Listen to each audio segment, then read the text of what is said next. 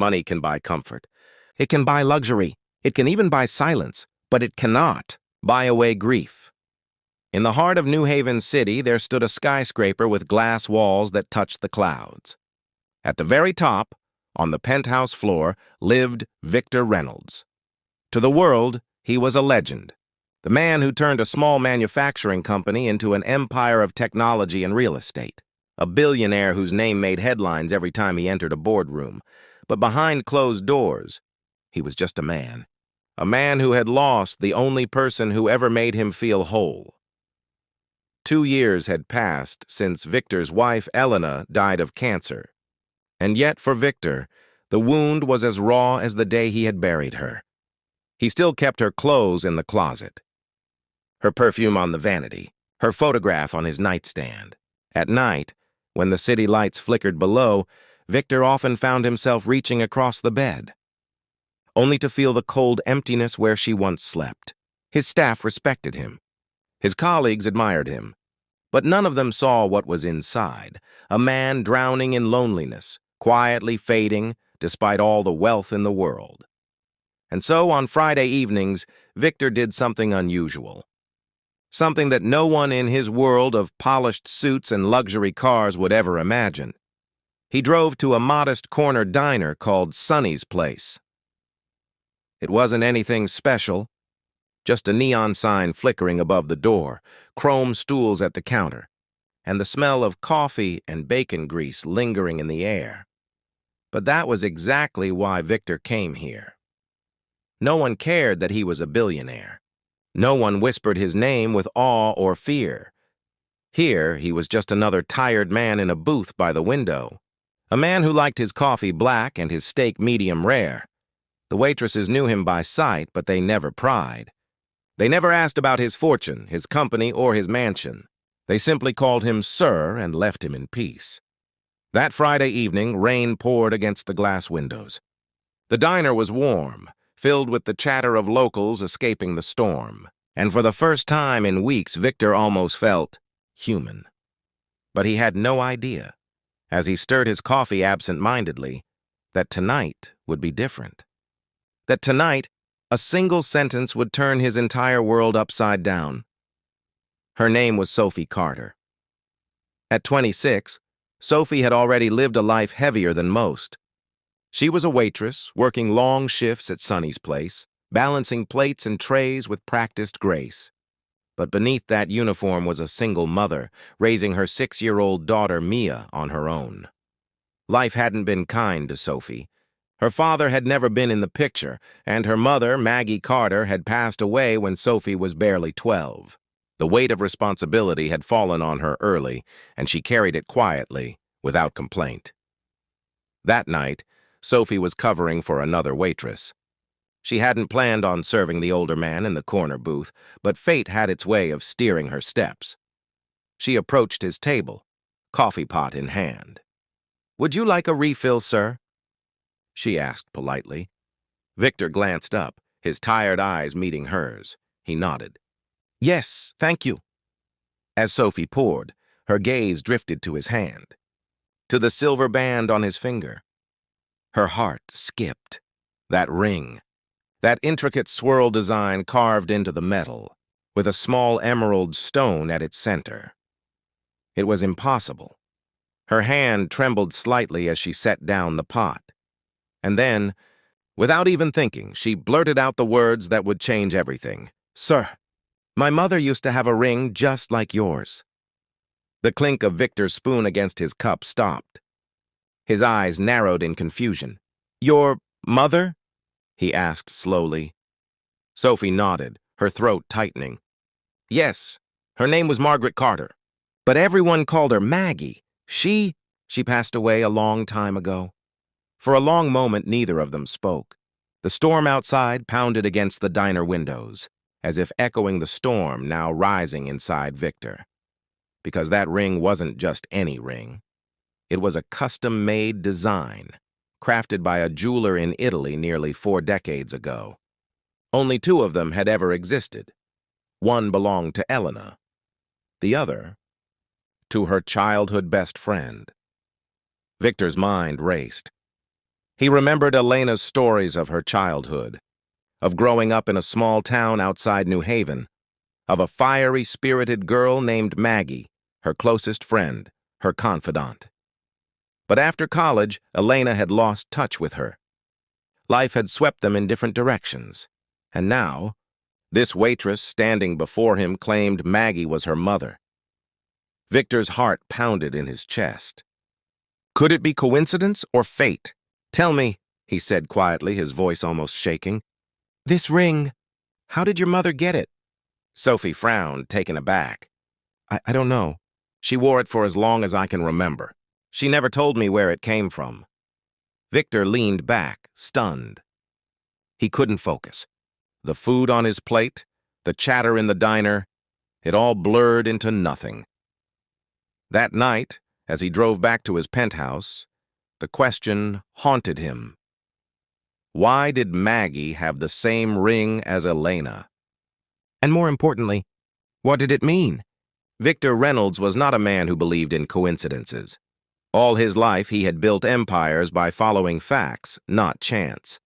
By reading the fine print, uncovering details, and pulling the threads until the truth stood bare.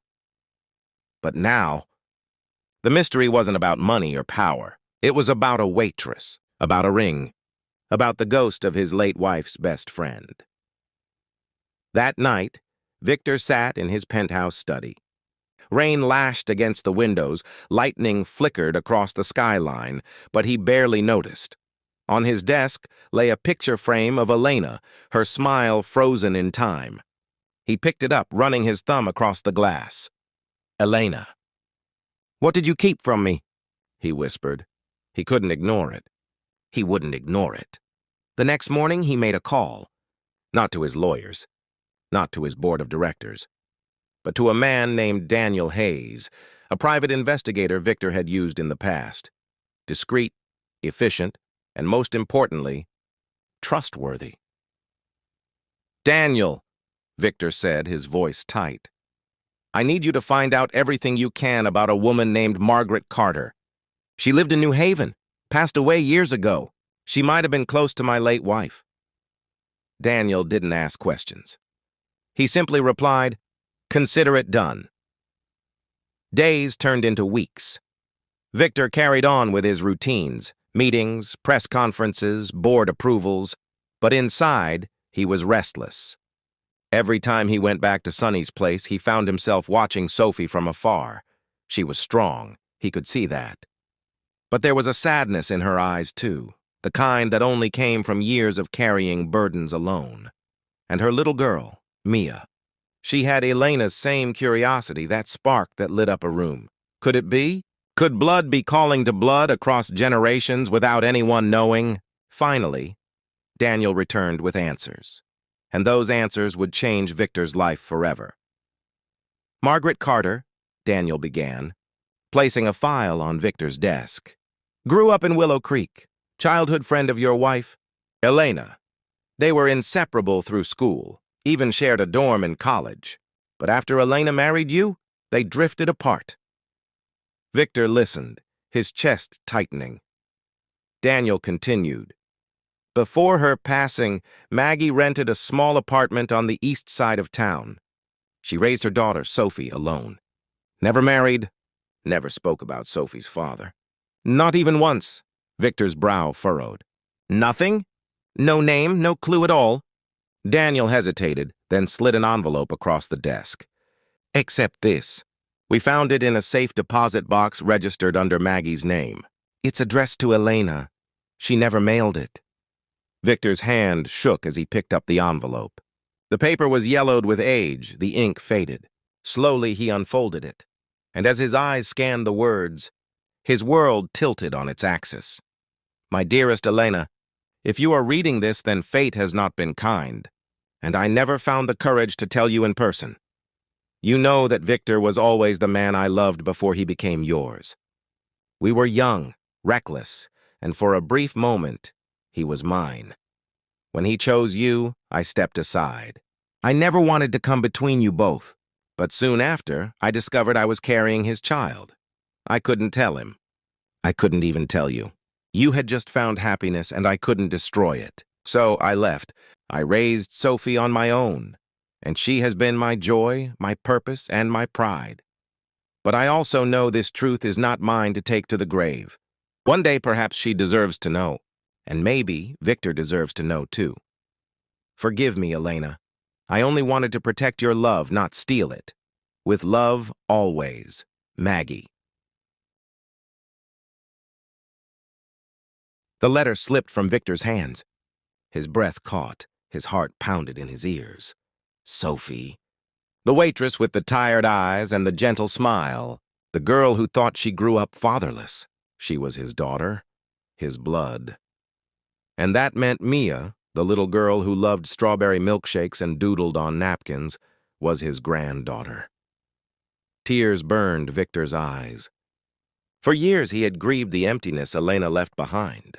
For years he had believed his life was finished, that he had no family, no one left to pass his heart to. But all this time, family had been just a few blocks away, serving coffee in a diner. Yet with that realization came something heavier. How could he tell Sophie? How could he explain that her entire life had been shaped by a secret buried decades ago? And worse, how could he expect her to forgive him for never being there? Victor knew one thing. He had to try. Victor Reynolds had faced hostile takeovers, courtroom battles, and billion-dollar negotiations. But nothing had ever felt as terrifying as the thought of sitting down with Sophie Carter and telling her the truth. How do you look into the eyes of a woman who believes her father abandoned her? And say, "I never even knew you existed"? He rehearsed the words 100 times, rewrote them in his mind until they blurred together. But nothing sounded right. Nothing could soften the blow. Finally, one quiet evening, he walked into Sonny's place, holding the letter in his hand. Sophie was wiping down the counter, her hair pulled back, exhaustion written all over her face. She gave him a polite smile. "The usual, sir?" Victor's throat tightened. He shook his head. "Not tonight. I need to talk to you, privately." Her brows furrowed. "About what?" He hesitated, then slid the letter across the counter. "About your mother, and about me." Sophie frowned, picking up the envelope. Her hands trembled as she unfolded the paper. The moment her eyes scanned the words, her expression shifted from confusion to shock to anger. She slammed the letter down. Her voice shook with fury. "You expect me to believe this? That after all these years, suddenly you show up and claim to be my father? Where were you when she was sick? When she was struggling to feed me? When I cried myself to sleep because I didn't have a dad like other kids?" Victor's heart broke. "Sophie, I swear, I didn't know." "Maggie never told me. I never would have abandoned you." But Sophie's eyes burned with years of hurt. "You had everything," she spat. "Money, power, a mansion in the sky. And my mother had nothing. She scrubbed floors to keep us alive while you lived like a king." Her voice cracked. "I don't want your money. I don't want your pity. And I sure as hell don't want you pretending to be my father now." She ripped off her apron and stormed into the back, leaving Victor standing there, the diner buzzing with uncomfortable silence. For the first time in years, the man who could buy anything in the world felt utterly powerless. Days passed. Sophie avoided him completely. She switched shifts at the diner, ignored his calls, and told herself she didn't care. But Sophie wasn't the only one Victor had met at Sonny's place. There was Mia, the bright-eyed 6-year-old with curls that bounced when she laughed, who loved coloring with crayons at the corner booth while her mother worked. Mia hadn't heard the argument that night. All she knew was that the nice man who bought her milkshakes and told her stories hadn't come around in a while. So one Saturday morning, as Sophie folded laundry, Mia looked up with wide, innocent eyes and asked, "Mommy? Where's Grandpa Victor?" The words pierced Sophie like a knife. "He's not your grandpa, sweetie," she said quickly, but Mia tilted her head. "But he makes me laugh. He listens to my stories, and he called me smart. Isn't that what grandpas do?"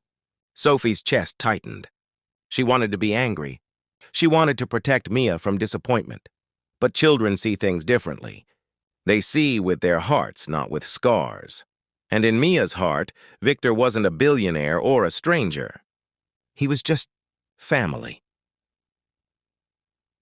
A week later, Victor found himself sitting on a park bench, staring at the playground where children ran through puddles left by a recent rain. And then he heard it. "Grandpa Victor!" He turned. Mia was running toward him, her little arms stretched wide. Before he could even stand, she flung herself into his lap. "You disappeared," she scolded. "You said you'd tell me another story." Victor's throat closed. He hugged her gently, overwhelmed. "I'm sorry, sweetheart. I didn't think your mom wanted me around." Mia frowned. "Mommy gets mad sometimes, but she doesn't mean it. You're nice. You're family."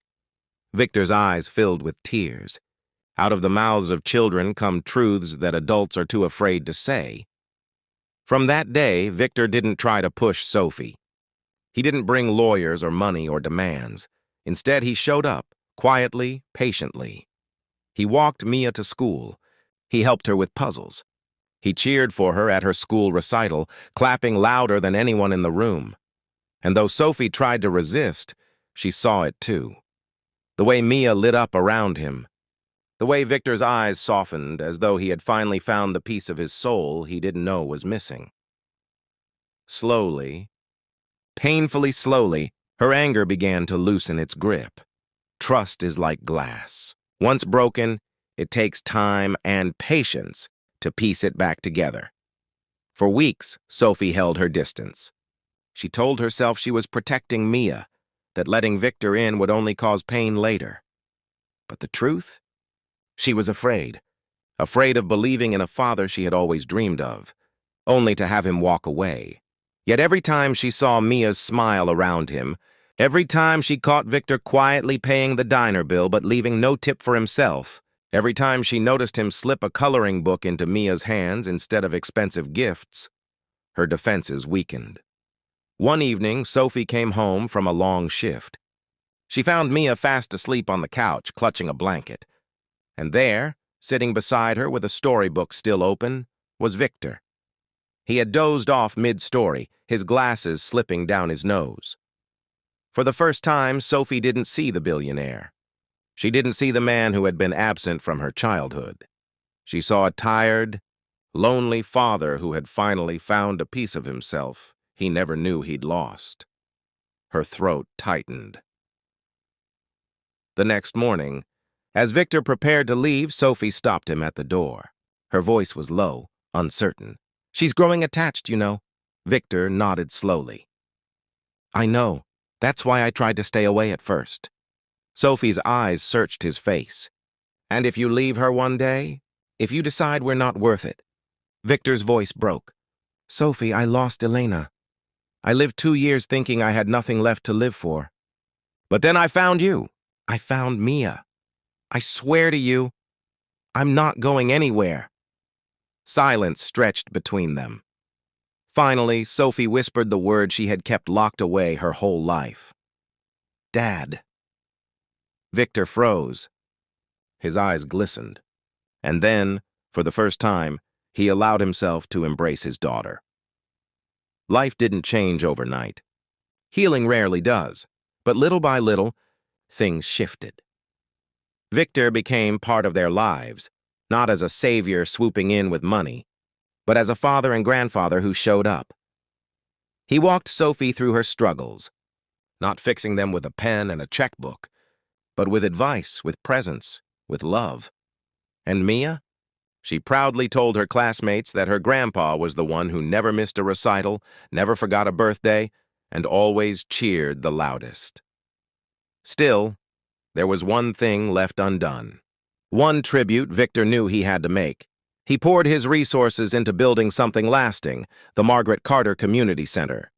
A warm, welcoming place for single mothers and children, a sanctuary for those walking the same road Maggie once had. On opening day, the building buzzed with laughter and hope. Walls painted with bright murals, shelves stacked with books, a playground echoing with children's voices.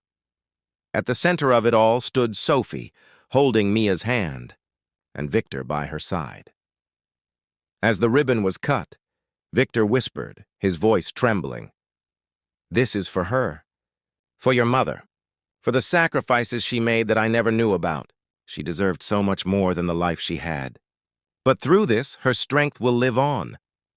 Sophie squeezed his hand. "She'd be proud, Dad."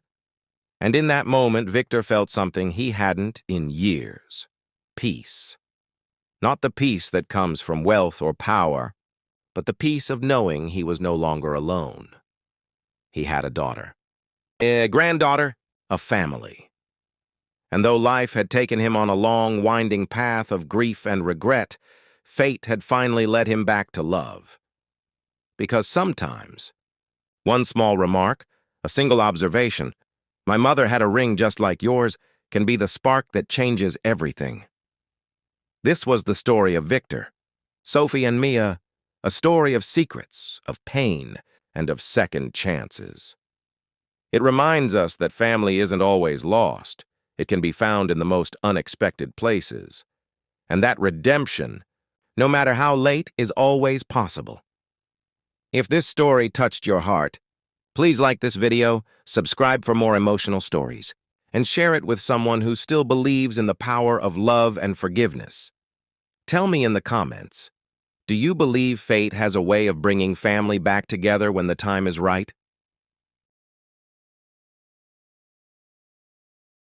The night air stung Daniel's cheeks as he stumbled down the front steps.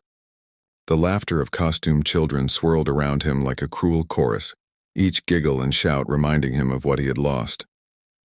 The porch light flicked on behind him, casting a harsh glow across the yard. He didn't look back. He couldn't. His feet carried him aimlessly down the sidewalk, past flickering jack-o'-lanterns, past houses draped in fake cobwebs, past doorsteps lined with candy bowls. The world buzzed with Halloween joy, but inside Daniel's chest there was only silence, hollow, consuming silence. His vision blurred, not from the cold, but from the tears that refused to stop. He dragged his sleeve across his face, but the pain inside couldn't be wiped away. "You don't belong here." Evelyn's words looped in his head over and over like a curse. He walked faster, his hands stuffed into his pockets, his breath coming ragged. Every sound of laughter, every shout of trick or treat, felt like claws scraping against his ears. And then the memories came. Flashes of childhood. Evelyn holding his hand in the dark when he was afraid of the monsters under the bed. His mother brushing his hair back when he was sick, whispering, "You're my boy, Daniel." His father teaching him to carve his first pumpkin, guiding his small hands over the knife handle. Every memory now felt poisoned, twisted. Was it all a lie? Was he ever truly theirs, or just a responsibility, a shadow they couldn't shake? He staggered to a stop at the edge of the park, where children ran across the grass in glowing costumes. He collapsed onto a bench, his body folding in on itself. His chest heaved as sobs ripped free, no longer containable. His fists pounded against the wooden bench. "Why?" he choked. "Why did you do this to me? Why now?" His voice carried into the empty air, swallowed by the rustle of autumn leaves. He buried his face in his hands, the tears burning. His shoulders shook violently. He was 30 years old, but in that moment, he felt like the abandoned infant Evelyn had painted him as, helpless, unwanted, disposable. The mask of family had shattered, and all that remained was the terrifying truth. He was alone. He had always been alone. The world around him blurred into chaos, children in masks rushing past like ghosts, the wind howling like laughter, the jack-o'-lanterns grinning with hollow cruelty. And then he heard it, his own younger voice echoing in his mind, from a Halloween long ago. "Promise me, Evie. Promise me you'll never leave me. I promise, Danny, as long as I'm here, you'll never be scared." The memory stabbed deep. Crueler than any of her words tonight. She had promised. She had lied. Daniel's sobs quieted into ragged breaths, his eyes hollow. He stared at the ground, at the fallen leaves scattered like broken pieces of the past. Somewhere in the distance, fireworks cracked the sky, bright sparks bursting above the neighborhood, a celebration of Halloween. But to Daniel, Each burst was a reminder that joy belonged to others, that belonging was a gift he had never truly owned. And in the hollow of that realization, he felt something inside him change, something break. The park grew quieter as families drifted home, their candy bags heavy, their footsteps fading. Daniel remained on the bench motionless, his body a shell emptied of warmth.